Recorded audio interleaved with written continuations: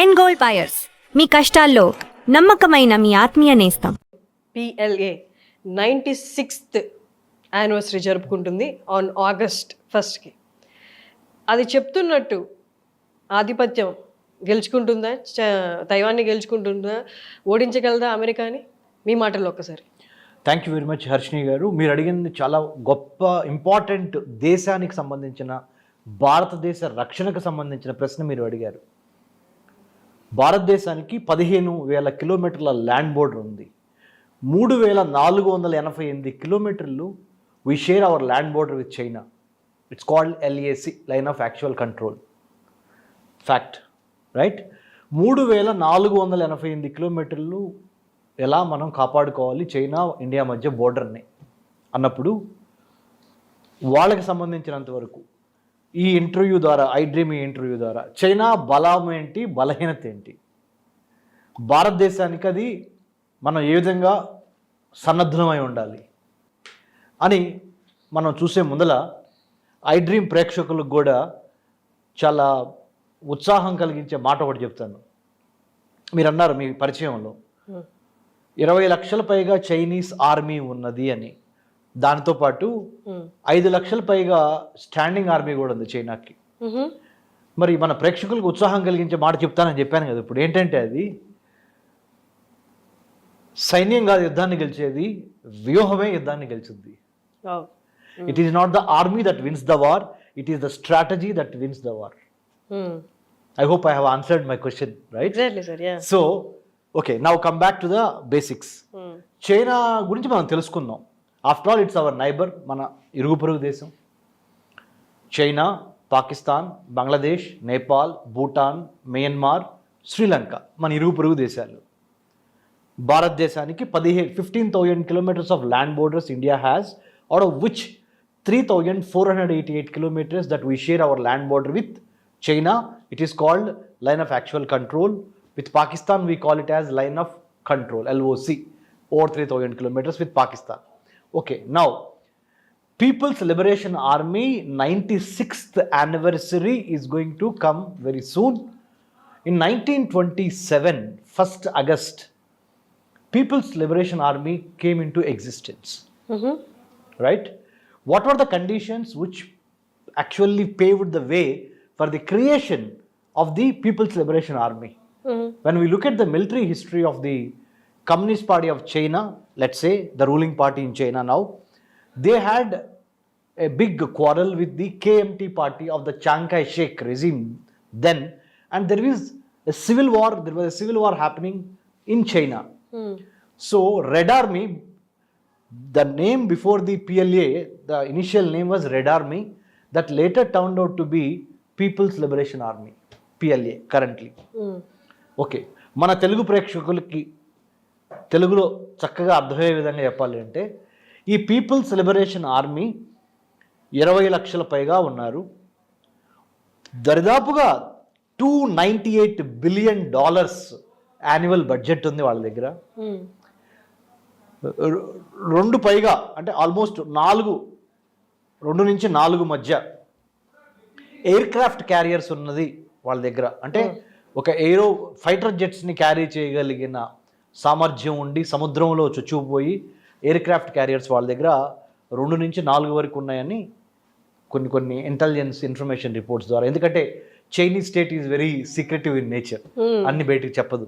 So ఉన్న సమాచారం ప్రకారము 2 నుంచి 4 మధ్య. ఇప్పుడు ఎయిర్ క్రాఫ్ట్ క్యారియర్స్ అంటే పెద్ద పెద్ద ఫైటర్ జెట్స్ని కూడా క్యారీ చేయగలిగిన షిప్పులు సముద్రంలో నుంచే టేక్ ఆఫ్, ల్యాండింగ్ జరుగుతాయి. అవి ఎక్కువగా అమెరికా దగ్గర ఉన్నాయి. తర్వాత ఇప్పుడు చైనా. ప్రపంచం మొత్తంలో టాప్ 40 కంట్రీస్ తీసుకుంటే, డిఫెన్స్ బడ్జెట్, మిలిటరీ బడ్జెట్లు తీసుకుంటే, number 1 United states of America with $800+ billion, followed by China with $298 billion, followed by Russia with $81 billion, followed by India with about $80 billion, let's say. 5 lakh crores, 5 lakh plus crores military budget India's. 5 lakh kotlu. Okay. And then followed by Saudi Arabia. Okay, about 70 to 80 billion dollars का बीच में. So these are the top budget military budgets of the first 5 countries, the largest budgets: United States of America, China, Russia, India, and then Saudi Arabia. Israel అనే ఒక చిన్న country మన ఇద్దరికి favourite country, let's say 1 crore పాపులేషన్కి దగ్గరగా ఉన్నది. $20 billion military budget ఉంది. Can you imagine? 1 crore population ఉన్న చిన్న కంట్రీ $20 billion తో ఉంది. 140 కోట్ల జనాభా ఉన్న భారతదేశం టోటల్ బడ్జెట్ $80 billion. 140 కోట్లు ఎక్కడ, ఒక 1 crore ఎక్కడ? 1 crore-కి $20 billion వాళ్ళు స్పెండ్ చేస్తున్నారు. మనం 140 కోట్లకి ఆసేతు హిమాచలం, కాశ్మీర్ నుంచి కన్యాకుమారి వరకు 15,000 కిలోమీటర్ల ల్యాండ్ బోర్డర్స్ భారతదేశానికి ఉన్నాయి. 7516 కిలోమీటర్స్ ఆఫ్ కోస్ట్ లైన్ ఉంది. 9 coastal states, 66 coastal districts, 1 crore 20 lakh fishing community. ఇంత సువిశాల భారతదేశాన్ని కాపాడుకోవడానికి మనం ఖర్చు పెడుతున్నది $81 billion. ఇన్ అదర్ వర్డ్స్, మన ఇండియన్ రూపీస్లో చెప్తే 5 లక్షల కోట్ల పైచిలుకు 2022-23 బడ్జెట్కి. ఓకే, చైనా బలం ఏంటి? Strength, weakness, opportunity, threat, swat analysis అంటారు దీన్ని. చైనా బలం ఏంటి, బలహీనత ఏంటి? భారతదేశం మీదకి చైనా దండయాత్ర చేస్తే చైనాని ఎదుర్కోగల శక్తి, యుక్తి భారతదేశం యొక్క ఆర్మీ, నేవీ, ఎయిర్ ఫోర్స్కి, మీకు, నాకు అంటే సామాన్య ప్రజానికానికి ఉన్నదా అనేది ఇప్పుడు మన ఇద్దరు చర్చ ద్వారా మన ప్రేక్షకులకి రీచ్ అవుతున్నాం. రైట్? 100% మన భారతీయులందరూ they should pay interest to this particular debate. ఎందుకంటే ఒకప్పుడు బ్రిటిష్ సామ్రాజ్యాన్ని మనం కూకటి వేళతో పెకిలించాం. 1947లో 15th August we got independence, right, from the British.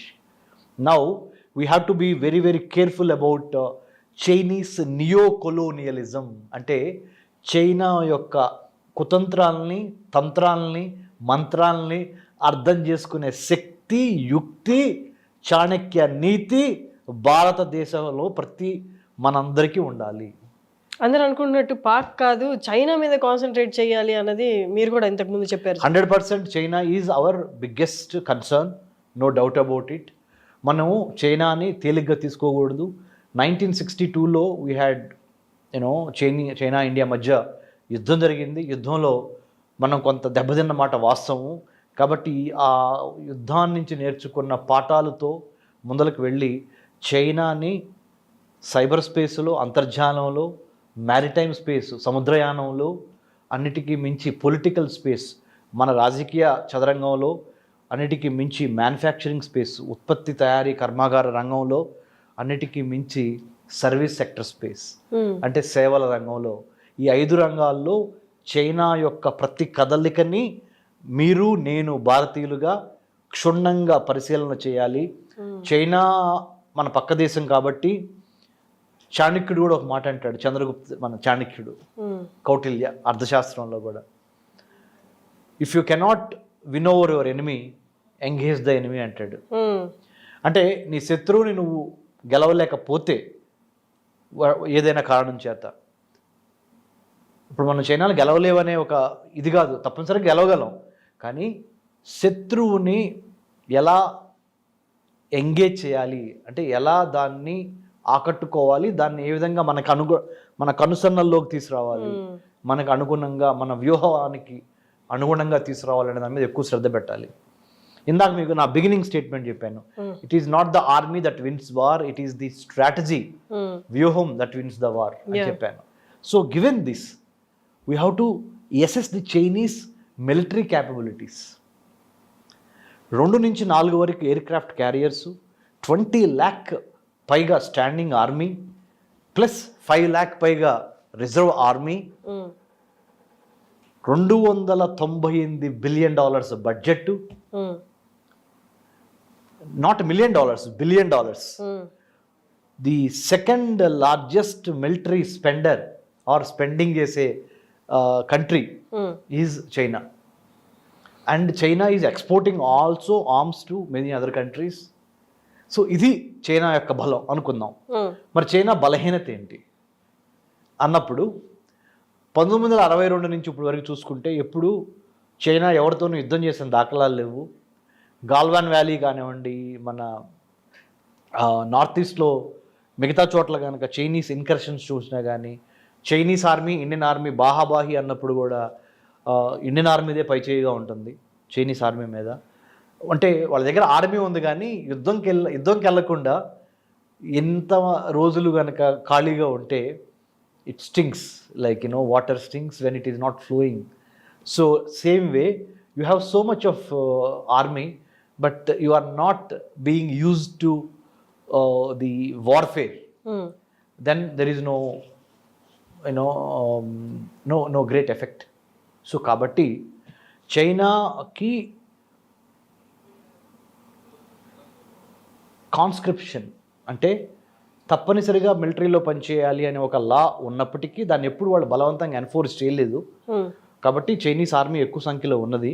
కానీ చైనీస్ ఆర్మీ బలవంతంగానే లోపలికి వచ్చి జాయిన్ అవుతున్నారు ఆర్మీలోకి అనేది ఉంది. కానీ మన భారతదేశం లాగా కావాలని దేశభక్తితో, పేట్రియాటిక్ ఫీలింగ్తో, వాలంటీర్గా అంటే ఎవరు ఫోర్స్ చేయకుండా, బలవంతంగా కాకుండా మనస్ఫూర్తిగా ఇండియన్ ఆర్మీలోకి ఉన్న ఇండియన్ ఆర్మీ సైన్యం, ఆర్మీ, నేవీ, ఎయిర్ ఫోర్స్లో ఉన్న మనవాళ్ళు రీసెంట్గా అగ్నివీర్ స్కీమ్ యువతను కూడా భారతదేశ రక్షణ, భారతదేశ భద్రతలో భాగస్వామ్యం చేసే కార్యక్రమము, ఇవన్నీ మనం గమనించినప్పుడు the people of the citizens of India, let's say మన భారతీయ నాగరికులు, మన పౌరులు వాళ్ళుగా దేశ రక్షణలో, దేశభక్తితో చాలామంది రిక్రూట్మెంట్ అవుతున్నారు.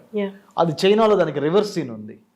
చైనాలో రివర్స్ సీన్ ఏంటంటే చైనా యొక్క స్టేట్ ఆటోక్రటిక్, అంటే అది డెమోక్రటిక్ కాదు. ఇంకోటి ఏంటంటే వాళ్ళు తప్పనిసరిగా ఫోర్స్ ద్వారానే యువతని ఆర్మీలోకి తీసుకోవడం జరుగుతున్నది. సో ఆ ఫోర్స్ మూలంగా వాళ్ళు ఒకవేళ రిక్రూట్మెంట్ అయినప్పటికీ ప్రాణాలను తెగించి దేశం కోసం పోరాడాలనేది ఎట్లయినా వాళ్ళకి తక్కువగా ఉంటుంది. ఎందుకంటే మీరు బలవంతం చేయబడ్డారు మిలిటరీలో జాయిన్ చేయడానికి, మీరు స్వతంత్రంగా వచ్చి దేశ రక్షణకి నేను ఉన్నాను అనేది లేకుండా. సో ఇది వాళ్ళ బలహీనత. సరే, ఇండియా, జపాన్, కొరియా, ఆస్ట్రేలియాతో అయితే గొడవలు ఉన్నాయి చైనాకి, ఇరుగు పొరుగు దేశాలు అన్నిటితో గొడవలు ఉన్నాయి. అండ్ హిందూ మహాసముద్రం, సౌత్ చైనా సముద్రం, ఈ యుద్ధంలో చైనా గెలిచే ఛాన్సెస్ ఉన్నాయా సార్? ఓకే, హర్షిని గారు చాలా మంచి ప్రశ్న అడిగారు. హిందూ మహాసముద్రంలోకి చైనా చొచ్చుకొని వస్తున్నది. దాంతోపాటు సౌత్ చైనా సీ, దక్షిణ చైనా సముద్రంలో సెన్కాకు, దియాబు, పారాసెల్ ఐలాండ్స్ ఉన్నాయండి. ఐలాండ్స్లో ఆర్టిఫిషియల్ ఐలాండ్స్ నిర్మించి China is trying to penetrate into the South China Sea and also Indian Ocean. The third largest ocean in the world is Indian Ocean. హిందూ మహాసముద్రము మన భారతదేశం యొక్క జన్మ హక్కు. ఏ సముద్రానికి ఒక దేశం పేరు లేదు, ఒక్క మన భారతదేశం పేరు మీద ఉన్న హిందూ మహాసముద్రమే ఉంది, ఇండియన్ ఓషన్, రైట్, ఇండియా పేరు మీదుగా. సో ఇండియన్ ఓషన్ వాటర్స్ని టచ్ చేస్తా more than 55 countries are there. Africa నుంచి ఏషియా, ఆస్ట్రేలియా వరకు హిందూ మహాసముద్రం వ్యాపించింది.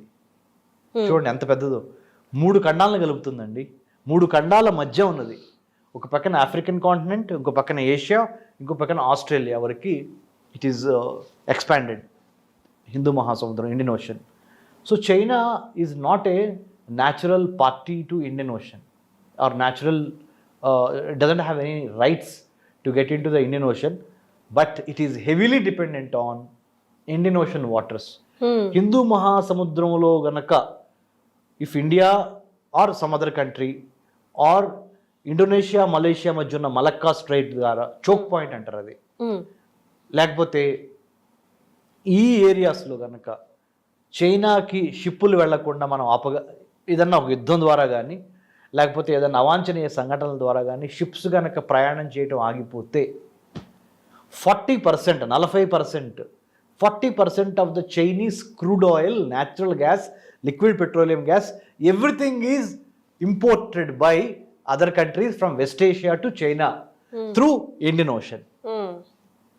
ఒకసారి ఊహించండి, ఇండియన్ ఓషన్లో గనక చైనా తన యొక్క షిప్పుల్ని గనక నడపలేకపోతే అది యుద్ధం ద్వారా కావచ్చు, యుద్ధం రావటం మూలంగా కావచ్చు, లేకపోతే టెర్రరిస్టులు దాడి మూలన కావచ్చు, లేకపోతే ఇండోనేషియా మలేషియా మధ్య ఉన్న మలక్కా స్ట్రైట్స్ అనే చోక్ పాయింట్ మూసుకుపోవటం మూలాన, that could be because of war, that could be because of any natural calamity, ప్రకృతి వైపరీత్యం కావచ్చు, మానవుడి చేత యుద్ధం అంటే మ్యాన్ మేడ్ డిజాస్టర్ కావచ్చు.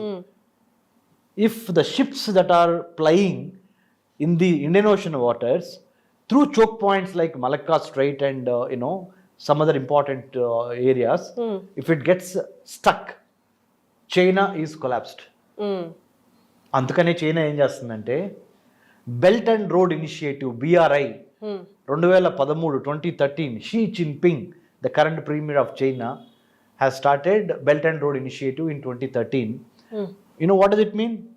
సముద్ర మార్గం ద్వారా, రోడ్డు మార్గం ద్వారా, అంటే రహదారులు వేసి through Pakistan from China, China యొక్క వెస్టర్న్ ప్రావిన్స్ నుంచి పాకిస్తాన్లోని కారకోరం హైవే ద్వారా చైనా పాకిస్తాన్ ఎకనామిక్ కారిడార్ అని CPEC అనేది పెట్టి belt and road initiative BRI అంటారు. అంటే 60 దేశాలు దాని మీద సైన్ చేసినాయి, ఇండియా మట్టికి సైన్ చేయాల. India did not sign. Even Bhutan also did not sign on that BRI project proposal submitted by China. But 60 countries have almost signed on the BRI proposal. BRI proposal అంటే ఏంటంటే, నేను మీకు అప్పిస్తా, I will give you loan, I will build dams, నేను మీ దేశంలోకి వచ్చి మీ రోడ్లు, రహదారులు, భవంతులు, బహుళార్థ సాధక ప్రాజెక్టులు, థర్మల్ విద్యుత్ శక్తి కేంద్రాలు, అణు విద్యుత్ శక్తి కేంద్రాలు, ఎటువంటి ఇన్ఫ్రాస్ట్రక్చర్ కావాలన్నా నేను బిల్డ్ చేస్తా చైనా డబ్బులతో. కానీ మీరు నాకేమి ఇవ్వాలి అంటే, నా యొక్క రోడ్డు మార్గానికి మీరు అనుమతి ఇవ్వాలి, రైట్? మీ దేశంలో నుంచి నేను వేరే దేశంకి వెళ్ళాలి. సో చైనా యొక్క ట్రక్కులు, చైనా యొక్క మందీ మార్బలం, చైనా యొక్క రైల్వే లైన్లు, trains, railway lines and then transport lines, trucks, tanks, ఇవన్నీ వెళ్ళటానికి మీరు నాకు మార్గం సానుకూలం చేయాలి. ఇది ఒప్పందం మీ ఇద్దరి మధ్య, చైనాకి ఆ దేశాలకి మధ్య. కానీ చైనా ఏం చెప్తుంది, నేను ఓన్లీ మీ దేశంలో నుంచి వెళతానికి మాత్రమే కానీ మీ దేశంలో ఉండి మీ దేశాన్ని ఆక్రమించడానికి నాకు ఎటువంటి ఆలోచన లేదు అని చెప్తుంది. కానీ దాని వెనకున్న ఒక దురుద్దేశం చాలాసార్లు బయటపడింది. మీకు డబ్బులు ఇవ్వటం ద్వారా నేను మీ ఇంట్లో నుంచి వెళతా, మీ దేశంలో నుంచి వెళతా, నా సైన్యాన్ని కూడా అటు మోహరించి తద్వారా ఎన్లార్జ్మెంట్, ఎంట్రాప్మెంట్, ఎన్సర్కిల్మెంట్, కరెక్ట్గా మన తెలుగు భాషలో చెప్పాలి అంటే నిలువు దోపిడీ. ప్రేమగా మీతో మాట్లాడతాను, మీకు డబ్బులు ఇస్తాను, మీ అవసరం తెలుసుకుంటాను, మీ అవసరానికి తగ్గట్టుగా మీ అవసరాలను తీరుస్తాను, మీ నిరుద్యోగ సమస్య, మీ ఆహార సమస్య, మీ యొక్క సాంకేతిక సమస్యలు అన్నిటిని నేను తెలుసుకొని, హర్షిని గారు మీరు డోంట్ వరీ అండి, మీరు హ్యాపీగా ఉండండి, మీరే దేశం అనుకోండి, హ్యాపీగా ఉండండి మీరు, I will give you this much money, you pay back whenever you have 99 years lease రాసుకుందాం, మన ఇద్దరం అగ్రిమెంట్ చేసుకుందాం, మీ పోర్టల్ డెవలప్ చేస్తా, మీ ఎయిర్పోర్ట్లు డెవలప్ చేస్తా, మీ దేశాన్ని సుసంపన్నంగా తయారు చేస్తాను నేను, మరి కలిసి పనిచేద్దామా అని మన ఇద్దరం కలిసి అగ్రిమెంట్ రాసుకొని, నేను చైనా, మీరు let's say one of the countries in Africa or Asia, మీ యొక్క అవసరాలను గ్రహించి నేను మీకు ఒక మనీ లెండర్ లాగా, డబ్బులు ఇచ్చేవాళ్ళలాగా మీకు డబ్బులు ఇచ్చి మీతో అగ్రిమెంట్ రాపించుకొని 99 సంవత్సరాల అగ్రిమెంట్, రాజావుడో రెడ్డవుడో 99 సంవత్సరాల తర్వాత, రైట్? ఆ విధంగా నేను మీ దేశంలో చొరబడతా. బ్రిటిష్ వాళ్ళు ఏం చేశారు, అది మీరు చెప్తున్నా నాకు అదే గుర్తొస్తుంది. బ్రిటిష్ వాళ్ళు ఏం చేశారు, ఫిజికల్ గా వచ్చి మీ దేశంలో వర్తక వాణిజ్య వ్యాపారాలు అని చెప్పి జెండా పాతి మిమ్మల్ని పాలించడం స్టార్ట్ చేశారు. That is the British style of colonialism, right? China ఏం చేస్తుంది, మీ దేశంలోకి వచ్చి ఫిజికల్ గా మిమ్మల్ని ఆక్యుపై చేయట్లా. చైనా వాడు చైనా దేశంలోనే ఉంటాడు, కానీ వాడి యొక్క ఆర్థిక, రాజకీయ, సాంకేతిక విధానాల ద్వారా మిమ్మల్ని వశపరుచుకొని మిమ్మల్ని పాలన చేస్తాడు, మీ మీద హుకుం చలాయిస్తాడు. ఇదే నియో కొలోనియలిజం అంటారు. సామ్రాజ్యవాదంలో ఇది 2.0 or 1.0 let's say or 1.1 you whatever you call it part 2. సామ్రాజ్యవాదం పార్ట్ 1 బ్రిటిష్ వాళ్ళు చలాయించారు. సామ్రాజ్యవాదం పార్ట్ 2 వీళ్ళు చైనా వాళ్ళు చలాయిస్తున్నారు. సో దాన్ని మనం అర్థం చేసుకుంటే ఆ వ్యూహాన్ని తిప్పికొడటం కోసం భారతదేశం ఏం చేసింది, సాగరమాల, భారత్మాల అనే ఒక central government schemes under the prime minister Modi గారు, మన ప్రధానమంత్రి మోదీ గారు, మన జాతీయ భద్రతా సలహాదారు అజిత్ దోవల్ గారు, వీళ్ళందరూ కలిసి మన విదేశాంగ శాఖ మంత్రి డాక్టర్ ఎస్ జయశంకర్ గారు, వీళ్ళందరూ కలిసి సాగరమాల అనే ఒక కార్యక్రమం, భారత్ మాల అనే ఒక కార్యక్రమము, వాటి వివరణ చెప్తా నేను. అన్నిటికీ మించి చైనా యొక్క శత్రు దేశాలని మన మిత్ర దేశాలుగా మార్చుకునే ఒక స్ట్రాటజీ, అన్నిటికీ మించి చైనా చేస్తున్న సౌత్ చైనా సీలో డిస్ప్యూట్స్ కానీ, దక్షిణ చైనా సముద్రంలో చైనా యొక్క దురాగతాలు, ఆక్రమణలు కూడా ప్రపంచానికి చెబుతా భారతదేశం నెంబర్ 1. నెంబర్ 2, మన హిందూ మహాసముద్రంలోకి చైనా చొచ్చుకొని లోపలికి రాకుండా హిందూ మహాసముద్రంలో అతి ముఖ్యమైన కీలక స్థలాల్ని, చోక్ పాయింట్స్ని మనం జాగ్రత్తగా గమనిస్తా International Maritime Bureau, International Maritime Agency, international అంటే అన్క్లాస్ అని ఉంటుంది, United Nations convention on law of Seas అంటారు. ఇవన్నీ చట్టాలు అంటే సముద్రాన్ని పరిపాలించే చట్టాలు, విధి విధానాలు. మీరు ఇప్పటివరకు ఏం చూసుంటారు, మన సామాన్య ప్రజలకు ఏమని తెలిసి ఉంటుంది, ముఖ్యంగా ప్రభుత్వము అంటే భారతదేశంలో ఉన్న ప్రభుత్వం, రాష్ట్ర ప్రభుత్వము, కేంద్ర ప్రభుత్వము, పంచాయతీరాజ్ డిపార్ట్మెంట్లు, మనల్ని మనం ఒక గవర్నెన్స్, ఒక చట్టం, ఒక న్యాయం, మనల్ని మనం పరిపాలించుకోవడానికి భూమి మీద అని ఉంటుంది. కానీ సముద్రం మీద కూడా సముద్రయానం చేయడానికి, సముద్రంలో ఎటువంటి నేవీ ఎప్పుడు ఎక్కడ కదలికలు ఉండాలనే దాని మీద కూడా అంతర్జాతీయ న్యాయస్థానము, ఇంటర్నేషనల్ కోర్ట్ ఆఫ్ జస్టిస్ కానీ, అంతర్జాతీయ విధి విధానాలకు సంబంధించిన United Nations convention on law of seas అంటే మ్యారిటైమ్ అంటే సముద్రము, సముద్రానికి సంబంధించిన నియమ నిబంధనలు, సముద్రం మీద జరిగే వర్తక వాణిజ్య వ్యాపారాలు చేసే షిప్పులు కూడా కొన్ని నియమాలు, కొన్ని నిబంధనలను పాటించాలి. అప్పుడే మనము చైనా యొక్క కదలికల్ని కానీ, అది సివిలియన్ పర్పస్ కానీ, మిలిటరీ పర్పస్ కానీ, కమర్షియల్ పర్పస్ కానీ మనం చూడగలుగుతాము అనే దాని ద్వారా చేస్తున్నాం. సో ఇంత పెద్ద చరిత్ర ఉందండి దీని వెనకాల. సార్ 2015 నుండే ఈ పిఎల్ఏ ఏదైతే ఉందో దాన్ని మోడర్నైజ్ చేయడానికి, మోడర్న్ టెక్నిక్స్ తీసుకురావడానికి సోల్జర్స్ దాంట్లో చూశారు సార్. అప్పటి నుంచే మొదలు పెట్టారు. బట్ స్టిల్ ఇప్పటికీ స్కిల్డ్ మ్యాన్ పవర్ ఉందా అంటే అది మనకి ఇంకా క్వశ్చనబుల్ గా ఉంది. దానికి వాళ్ళు చాలా చేపడుతున్నారు, ఇంకేవేవో రావాలి అని. ఒక్కసారి దాని గురించి సార్. ఓకే, హర్షిని గారు మీరు ఒక అంటే ఇంపార్టెంట్ అంశాన్ని లేవనెత్తారు ఇక్కడ. ఏమన్నారంటే మంది మార్బలం చైనా దగ్గర బాగున్నాయి, డబ్బులున్నాయి, కానీ నైపుణ్యం, స్కిల్ ఉందా, సామర్థ్యం, ఎఫిషియన్సీ ఉందా, అన్నిటికీ మించి యాటిట్యూడ్ ఉందా, దృక్పథం, రైట్? ఈ మూడు చూసినప్పుడు వాళ్ళ మొరేల్ అంటే వాళ్ళ యొక్క స్పిరిట్ అంత సానుకూలంగా ఏం కనపడట్లా. చైనీస్ సైన్యం యొక్క స్పిరిట్స్ 20 లక్షల మంది ఉన్నప్పటికీ ఎందుకు ఎక్కడ చెప్పగలం అంటే వాళ్ళు దక్షిణ చైనా సముద్రంలో కానీ, హిందూ మహాసముద్రంలో కానీ, లేదా పసిఫిక్ మహాసముద్రంలో కానీ ఎక్కడికి వెళ్ళినా వాళ్ళకి సంపూర్ణమైన విజయాలు ఏం దక్కట్లా. దే హ్యావ్ అంటే ఫిలిప్పీన్స్తో ప్రాబ్లం ఉంది వాళ్ళకి, వియత్నాంతో ప్రాబ్లం ఉంది వాళ్ళకి, అక్కడ వరకు ఎందుకు ఇండోనేషియా, మలేషియాతో కూడా కొన్ని ప్రాబ్లమ్స్ ఉన్నాయి, మంగోలియాతో ప్రాబ్లం ఉంది, రష్యాతో కూడా అప్పుడప్పుడు కొన్ని ప్రాబ్లమ్స్ ఉన్నాయి, తర్వాత సౌత్ కొరియాతో ప్రాబ్లం ఉంది, జపాన్తో ప్రాబ్లం ఉంది. ఎవరికి? చైనా యొక్క ఆర్మీకి, నేవీకి, ఎయిర్ ఫోర్స్కి, ముఖ్యంగా చైనీస్ నేవీ గురించి మాట్లాడినప్పుడు. సో ఈ విధంగా కయానికి కాలు దూవుతా అన్ని దేశాలతో వాటికి శత్రుత్వం ఉంది చైనాకి. కానీ వాళ్ళు దేని మీద పరిపూర్ణమైన విజయం సాధించలేకపోయారు. So it shows that they have manpower, they have so much of army, navy, air force, but their strategic or skill set or attitude towards serving the Chinese government as we talk before ఇది ప్రశ్నార్థకంగానే ఉంది. అంటే ఇంకొకటి చెప్పాలి యాక్చువల్గా హర్షిని గారు, China తయారు చేసిన ఆయుధ సామాగ్రిని కూడా కొన్న దేశాలు మళ్ళీ ఆర్డర్లు ఇవ్వట్లా చైనాకి.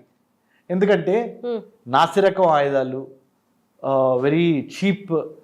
జనరల్గా చైనీస్ ప్రొడక్ట్స్ అనగానే మనకి మార్కెట్లో ఏంటి, చీప్ అండ్ బెస్ట్ అంటారు, చీప్ అండ్ వర్స్ట్ అనే విధంగా ఒకరోజు పనిచేసిన ఫోన్ ఇంకో రోజు పనిచేయదు. మీరు చైనా ఫోన్లు చూడండి, చైనా ఫోన్లు ఎన్నాళ్ళు పనిచేస్తున్నాయండి, క్వాలిటీ ఉండదు. చైనీస్ టాయ్స్ కానీ, చైనీస్ ఫోన్స్ కానీ, చైనీస్ ప్రొడక్ట్స్ కానీ దే మే బి చీప్, అంటే తక్కువ ధరకు దొరుకుతాయి, కానీ నాణ్యత ఉండదు, క్వాలిటీ ఉండదు.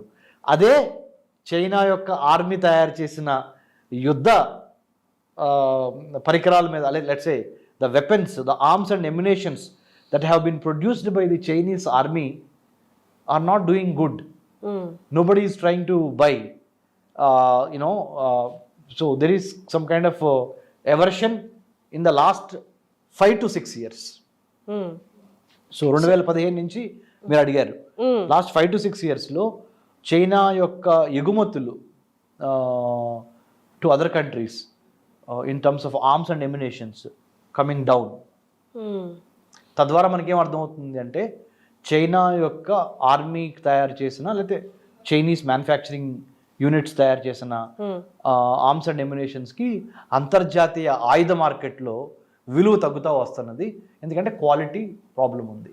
ఓకే, సో ఆర్మీ విషయం అయితే మనకి ఇప్పుడు దాకా అర్థమైంది సార్, ఎంత బలంగా ఉన్నా అందులో పవర్ లేనట్టు మనకు అనిపిస్తుంది. కమింగ్ టు యుద్ధ విమానాలు, ఫైటర్ జెట్స్, J-15 లాంటి యుద్ధ విమానాలు ఉన్నా దాన్ని ఆపరేట్ చేయగలిగే స్కిల్డ్ పైలట్స్ లేరు అన్నది కూడా ఒకటి. అంటే ఇప్పుడు ఎట్లంటే ఆర్మీ కావాల్సినంత ఉంది, యుద్ధ విమానాలు లేవా అంటే అవి కూడా ఉన్నాయి, దాన్ని ఆపరేట్ చేసేది కూడా లేదు, దాని వైపు కూడా వాళ్ళు ఏదో చేస్తున్నారు అన్నది కూడా. నేను మీకు ఇందాక కూడా చెప్పాను బిగినింగ్ లోనే, ప్రేక్షకులకు ఇంకోసారి చెప్తున్నాను, it is not the army that wins the war, it is the strategy, it is the knowledge, it is the skill, then only you can go for the kill. You should have knowledge, you should have skill, you should have will.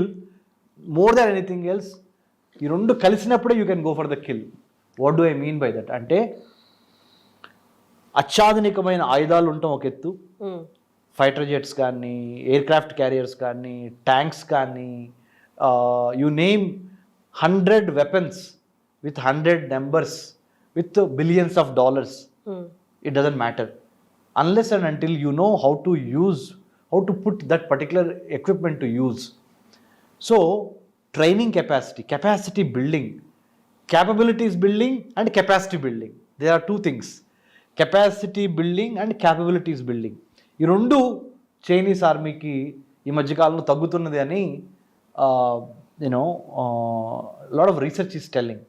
So I agree with you, తప్పనిసరిగా skilled manpower is a big challenge that is actually plaguing the PLA, People's Liberation Army.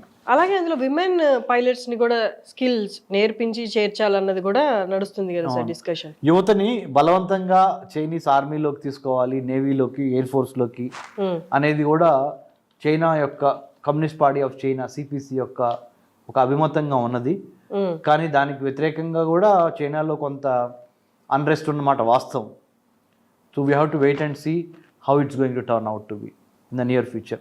అంటే సుముఖంగా లేరు యువత చైనాలో కూడా. కాకపోతే మరి China యొక్క డిక్టోటేరియల్ పాలసీ కానీ, మరి బలవంతంగా అణిచివేత అనేది వాళ్ళ యొక్క one of the instruments of state policy కాబట్టి తప్పనిసరిగా యువత జాయిన్ అవుతున్నారు. అంతేగాని మనస్ఫూర్తిగా దేశం కోసం జాయిన్ అవ్వాలనేది చైనాలో యూత్ జాయిన్ అవ్వట్లా. సార్ లదాఖ్ వారప్పుడు కూడా చైనా మన ఆర్మీని చూసి భయపడిందని కొంతవరకు మీడియాలో కూడా వచ్చింది సార్. అదే జరిగిన సంఘటనలు చూస్తే కొంతవరకు అలాగే కూడా అనిపించింది. యాజ్ యూ సెడ్, మనకున్నంత విల్ పవర్ అసలు లేదంటారా వాళ్ళకి? అంటే ఆ లదాఖ్లో కానీ, గాల్వాన్ వ్యాలీలో కానీ, తవాంగ్ లో కానీ ఈ రీసెంట్గా జరిగిన ఈ మూడిట్లో చైనీస్ ఆర్మీ యొక్క బాడీ లాంగ్వేజ్ వాళ్ళ ఇంటెంట్, వాళ్ళ కంటెంట్, వాళ్ళ క్యారెక్టర్, ఇవన్నీ గమనించినప్పుడు వాళ్ళ మొరేల్, అంటే వాళ్ళకి యుద్ధం చేయాలి, గెలవాలి అన్న ఇది మన భారత సైన్యంతో పోల్చినప్పుడు చాలా తక్కువగా మోటివేషన్ లెవెల్స్ కనపడుతున్నమాట వాస్తవం అండి. అంటే నేను ఒక భారతీయుడిగా కావాలని మన భారతదేశాన్ని వెనుకేసుకొస్తా చెప్పట్లా. ఒక రాజనీతి శాస్త్రము అంటే పొలిటికల్ సైన్స్, ఇంటర్నేషనల్ రిలేషన్స్ అంతర్జాతీయ సంబంధాలు సంబంధించి క్షుణ్ణంగా అభ్యసించి దాని మీదే పరిశోధన చేస్తున్న ఒక రీసెర్చ్ స్కాలర్గా మాట్లాడుతున్నాను. Chinese army navy are like their air force, their morale is not up to the mark when compared to the kind of sophisticated weapons that they have, because they don't have that spirit of working for the country, because they have been forced to join. దేశాలతో శత్రుత్వం అన్న దగ్గర నుండి China ఇప్పుడు ప్రపంచానికే శత్రువు అన్న దారిలో అయితే నడుస్తుంది సార్. మీరు యాజ్ యూ సెడ్ ఆ స్పై ఆపరేషన్స్ కానీ B and road and belt and road అది చూసుకున్న ఇనిషియేటివ్, ఇవన్నీ చూస్తే ఆల్మోస్ట్ అన్ని నిజాయితీగా స్ట్రైట్ ఫార్వర్డ్ గా వెళ్ళేవి కాదు, అన్ని స్పై కైండ్ ఆఫ్ ఉన్నాయి కదా సార్. అంటే ఇట్లా ఈ ధోరణిలో వెళ్తే దేశాలతో శత్రుత్వం పక్కన పెడితే ప్రపంచానికి ఒక శత్రువు ఎలా ఉంది కదా సార్. మిగతా దేశాలన్నీ ఏకమైతే చైనా పరిస్థితి ఏమంటారు అప్పుడు? అదే ఇప్పుడు రైట్ నౌ కోవిడ్ తర్వాత కూడా హర్షిని గారు, COVID-19 మనం చూసాము, కొన్ని లక్షల మంది ప్రాణాలు ఒక ఇన్విజిబుల్ వైరస్ని పంపించి జరిగింది. అది చైనాలో వుహాన్ ఇన్స్టిట్యూట్ ఆఫ్ వైరాలజీలో ఒక ల్యాబ్లో ఒక మ్యాన్మేడ్ వైరస్గా క్రియేట్ అయ్యి బయటకు వచ్చింది, ల్యాబ్ లీక్ థియరీ లాగా. సో నేను అందుకని డిఫైన్ కూడా చేశాను COVID-19 అంటే Chinese orchestrated venomous imperial design in 2019. That is the definition that I see, because I have been observing the Chinese state's intent, content and character. వాళ్ళ ఉద్దేశం ఏంటి, వాళ్ళ యొక్క అభిమతం ఏంటి, చైనా యొక్క అభిమతం, ఉద్దేశం వాళ్ళ వ్యూహం ఏంటి అని పరిశీలించినప్పుడు తప్పనిసరిగా వాళ్ళు దేశాలను ఆక్రమించుకొని ఆర్థిక విధానాల ద్వారా తమ యొక్క మిలిటరీ ఆబ్జెక్టివ్స్ని ఇంప్లిమెంట్ చేయాలనే ఒక ఆలోచన ప్రస్ఫుటంగా కనపడుతుంది. అంటే కావాలని నేను చైనాని ఒక తప్పు దోషిగా మనం భారతీయులం కాబట్టి అని చెప్పట్లా. భారతదేశంతో పాటు చాలా దేశాలు ఈ యొక్క ఆర్గ్యుమెంట్ని సపోర్ట్ చేస్తున్నాయి. ఏ ఆర్గ్యుమెంట్ అంటే China has expansionist and hegemonic ambitions to occupy the manufacturing space, the political space, the cyber space, the intellectual space of the world. So it is quite clear and evident in how the state has been behaving in the Committee of International Relations. అన్నప్పుడు చూసినప్పుడు మనము తప్పనిసరిగా China యొక్క దురుద్దేశము, దురాక్రమణ ఈ వాళ్ళకి ప్రస్ఫుటంగా మనకు కనపడుతున్నాయి. సో దీన్ని ఎదుర్కోవటానికి మనము quad, India, Australia, Japan, United states of America, ఈ 4 దేశాలు కలిసి ఒక చోటకు వచ్చి చైనీస్ ఎన్లార్జ్మెంట్, ఎంట్రాప్మెంట్, ఎన్సర్కిల్మెంట్ అనే ఈ విధానాల ద్వారా belt and road initiative or CPEC, China Pakistan economic corridor, ఈ విధానాల ద్వారా ముందలకు వస్తున్న చైనాను ఎదుర్కోవడానికి మనము 4 దేశాలు కలిసి ఒక క్వాడ్రిలాటరల్ చతుర్భుజం 4 వైపున India, the largest democracy in 21st century, United States of America, the oldest democracy, Japan, which is technological superpower with a very little population but their amazing spirit of entrepreneurial abilities, and then Australia, with a continent based country and Australian continent as such. We all have come together to contain Chinese aggression in not only the Indian Ocean, not only in the Pacific Ocean, but also in cyberspace and also in manufacturing space.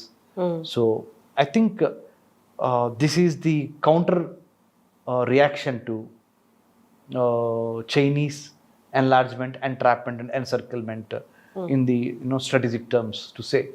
Sir only India China తీసుకుంటే what are our points, అంటే మన strengths ఏంటి, మన weakness ఏంటి comparing to Chinese army?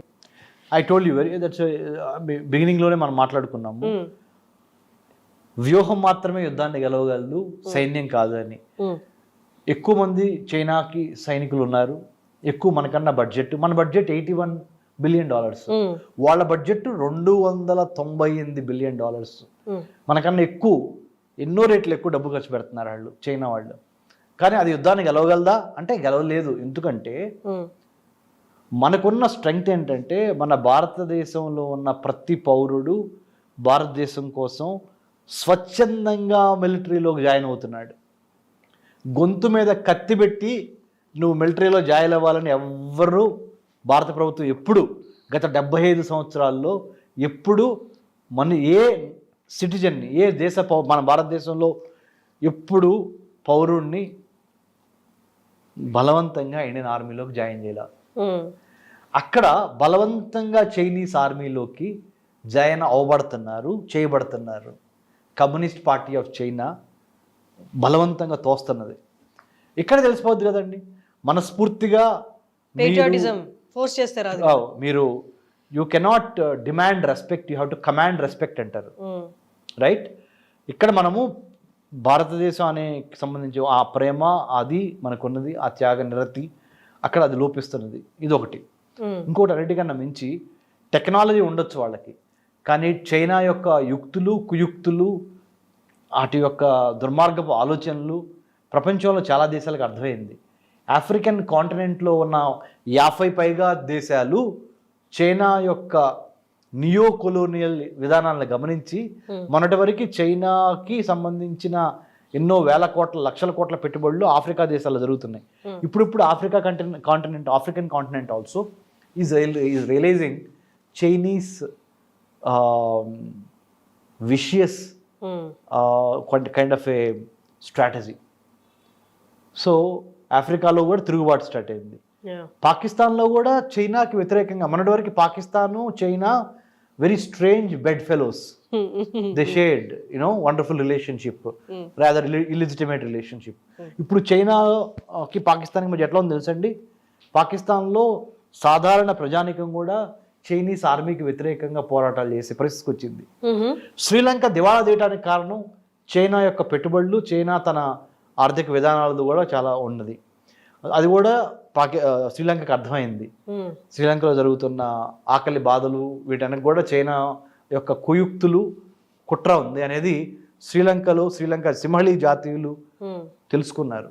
అట్లానే China యొక్క పెట్టుబడులు బంగ్లాదేశ్లో, చైనా పెట్టుబడులు ఇరాన్లో, చైనా పెట్టుబడులు ఆఫ్రికాలో 50 దేశాల్లో, కనీసం 15-20 దేశాల్లో చాలా ఎక్కువ స్థాయిలో ఉన్నవి.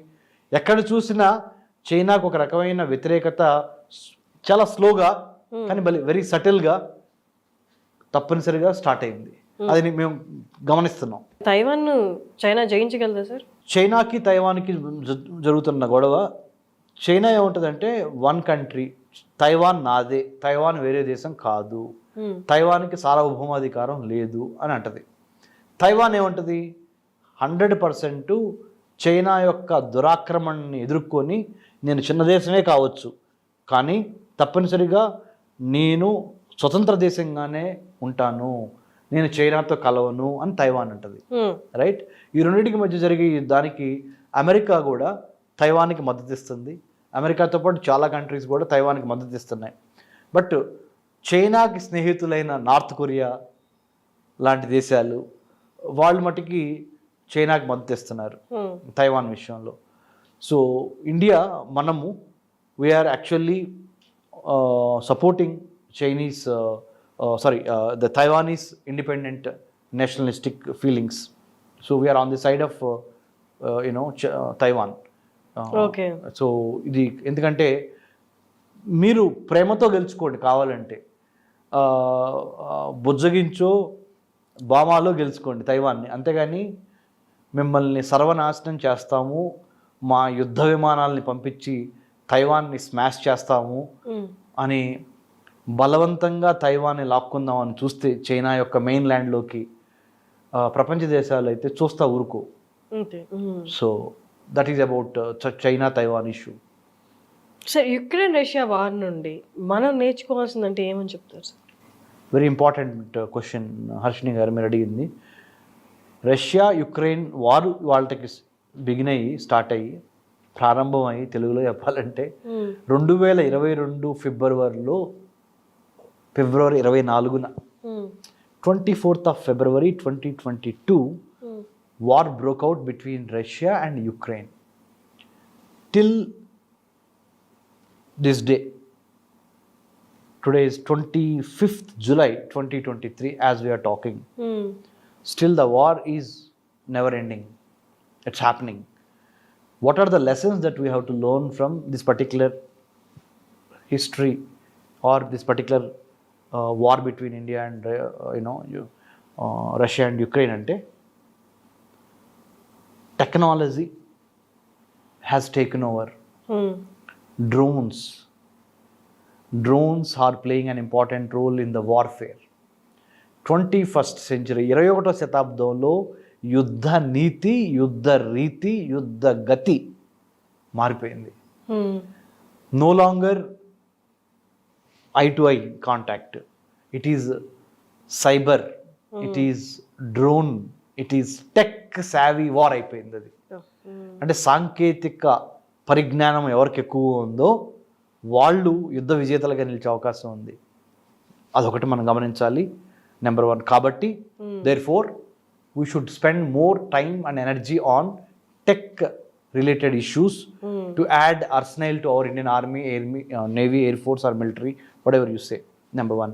Number 2, యుద్ధానికి సంబంధించి 21వ శతాబ్దంలో విజేతలు ఎవరు ఉండరు. ఎందుకు ఉండరు అంటే రెండు వైపులా నష్టమే, ఆస్తి నష్టం, జన నష్టం, ప్రాణ నష్టం, అన్ని నష్టాలే. సో యుద్ధం ఎవరికి మేలు చేకూర్చదు ఎక్సెప్ట్ మిలిటరీ ఇండస్ట్రియల్ కాంప్లెక్స్, ఆయుధాలు అమ్ముకునే వ్యాపారస్తులకు తప్పితే. రైట్? సో దాన్ని ఎలా అరికట్టాలని కూడా ఆలోచించాలి. 2. 3 అన్నిటికన్నా ముఖ్యమైనది, మానవ భద్రతకు విఘాతం కలిగిస్తుంది యుద్ధం. మనం గమనించాలి, వర్తకం, వాణిజ్యం, వ్యాపారంతో పాటుగా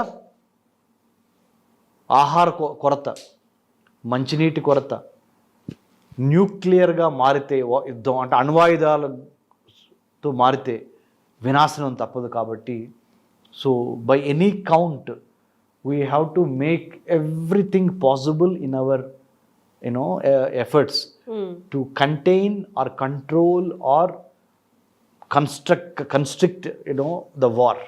Exactly, sir. So otherwise it's going to pay a lot of vinasanam in Telugu, penalty.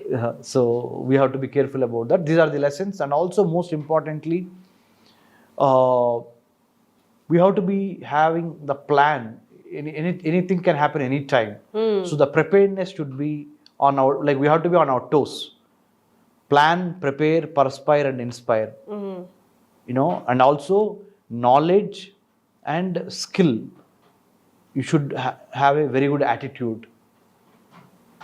And then you should have the will, you should have the skill, then only you can go for the kill. So all these things, what I am telling is, I am trying to draw an important point in this context is, you got to be ever ready to protect your land borders. You got to be ever ready to protect your cyber space. You got to be ever ready to protect your maritime space. You got to be ever ready to protect your political space. You got to be ever ready to protect your manufacturing space. So not only men in uniform, but also సాధారణ జనత, సాధారణ ప్రజానికం కూడా భారతదేశం యొక్క మిత్ర దేశాలు ఎవరు, శత్రు దేశాలు ఎవరు, యుద్ధం వచ్చే అవకాశాలు ఎక్కడున్నవి, వాటిని ఎలా అరికట్టాలి అనే దాని మీద అవగాహనతో పాటు ఒక రకమైన ఆత్మ పరిశీలన కూడా చేసుకొని, ఇదివరకు మనం దెబ్బతిని ఉన్నాము, బ్రిటిష్ సామ్రాజ్యం కింద నలిగి ఉన్నాము, అంతకు ముందల చాలామంది ఇస్లామిక్ ఎలిమెంట్స్, ఫండమెంటల్స్ వచ్చి రూల్ చేశారు. అందులో కొంతమంది there are some good people there are some bad people, elements, Akbar was good, but people like Aurangzeb, even though he has done so much construction in terms of infrastructure building, but his policies were very maverick in nature. I'm just telling, Muhammad Ghazni, Muhammad Ghori, they have plundered Indian temples or Hindu temples, and butchered many people in the past. British also have taken many lives. British also have plundered India's economy, India's gold, India's diamonds, India's minerals. So గతంలో దెబ్బల దగ్గర ఉన్నాయి కాబట్టి మనకి ఈ రెండు ద్వారా అంతమంది Dutch, French, Portuguese, these many European powers, ఐరోపా ఖండం నుంచి వచ్చిన తెల్ల జాతీయులు భారతదేశాన్ని పిప్పి చేసి పీల్చి దోచుకున్నారు. కాబట్టి ఇప్పటికైనా భారతదేశంలో ప్రతి యువకుడు, యువతి లేదా ప్రతి మనిషి, ప్రతి నాగరికుడు, భారతదేశ పౌరురాలు అనుకుందాం. We got to be ever ready, ever vigilant to protect Kashmir to Kanyakumari and also our maritime space, హిందూ మహాసముద్రాన్ని కాపాడుకోవటం ద్వారా మన సైబర్ స్పేస్, అంతర్జాలాన్ని, పొలిటికల్ స్పేస్, మన రాజకీయాన్ని, రాజకీయ పార్టీలు అన్నీ కలిసికట్టుగా ఉండి అన్నిటికీ మించి మ్యానుఫ్యాక్చరింగ్ స్పేస్ని మనం ప్రొటెక్ట్ చేసుకోవాలి. అంటే ఉత్పత్తి కర్మాగారాలని, వ్యవసాయ రంగాన్ని, వీటన్నిటిని చూసుకుంటా మనం జాగ్రత్తతో ఉండి we the people of India having solemnly resolved to constitute India into a sovereign, socialist, secular, democratic republic అనే ఒక స్పిరిట్తో పని చేస్తే మనల్ని ఎవడు రాపేది? Exactly, sir.